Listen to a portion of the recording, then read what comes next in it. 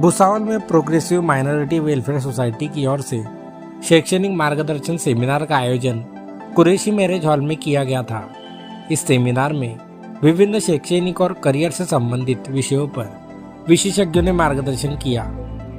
कार्यक्रम की अध्यक्षता डॉक्टर जावेद मुकर्रम ने की, जबकि प्रमुख अतिथि के रूप में स्पोर्ट्स लाइट एकेडमी के डायरेक्टर डॉक्टर सुशील बारी, इकरा शाहीन एकेडमी के अध्यक्ष अब्दुल करीम सालार, मनियार बिरादरी के अध्यक्ष फारूक शेख तथा जेडार फाउंडेशन के अध्यक्ष आरिफ देशमुख और इरफान सालार मौजूद थे।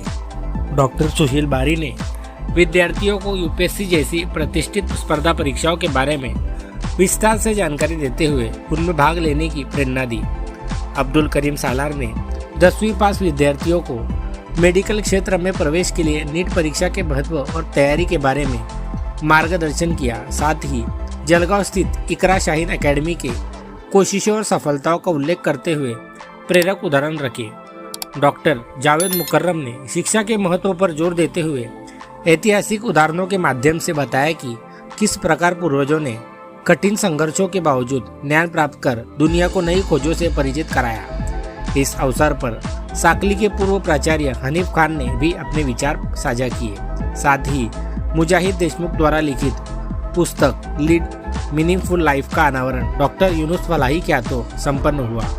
कार्यक्रम की प्रस्तावना अजीज शेख गार्ड ने पेश की, जबकि सूत्र संचालन का कार्य आबिद सर ने किया। क्योंकि सीसैट का जो पेपर होगा, जो मैंने पूछा स्कॉलरशिप किसने दिया है, 2 पैर वाला पेपर है और उसमें ये मैथमेटिक्स होता है, लॉजिकल रीजनिंग होता है, सब होता है। बहुत सारे बच्चे पैनिक कर गए वहाँ पे, और पैनिक करने के बाद उन्हें डील नहीं हुआ कि मतलब इसको सॉल्व कैसे करें। बाहर आने के बाद पता चला कि तो एकदम आसान था।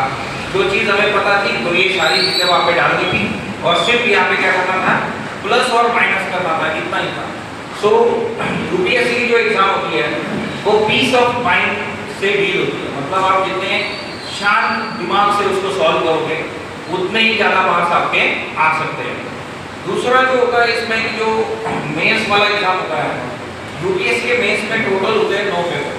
अगर आप प्रीलिम्स क्लियर करोगे तो आपको 9 पेपर लिखने हैं, टोटल जो है 9 पेपर। इसमें से 60 पेपर जो है, 60 पेपर मेरिट के लिए हमारे इंपॉर्टेंट है, क्योंकि 2 पेपर उसमें भी क्वालिफाइंग होते हैं, लैंग्वेज वाले पेपर होते हैं। अभी यहाँ से जो सिलेक्ट होने वाले वो IAS है, जो कुछ कहा गया है वो सब जैसा उन्होंने कर दिया है।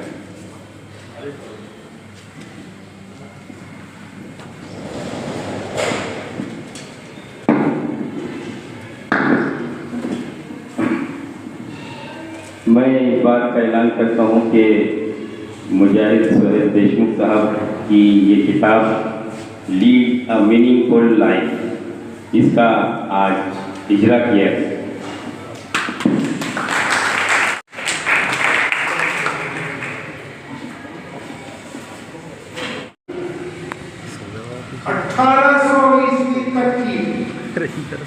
इंसानी दुनिया पर एक नजर डालें तो आप हैरान रह जाएंगे कि पूरी इंसानी दुनिया पर इस इल्म के मानने वाले, इस वही के मानने वाले अहले ईमान वाले पे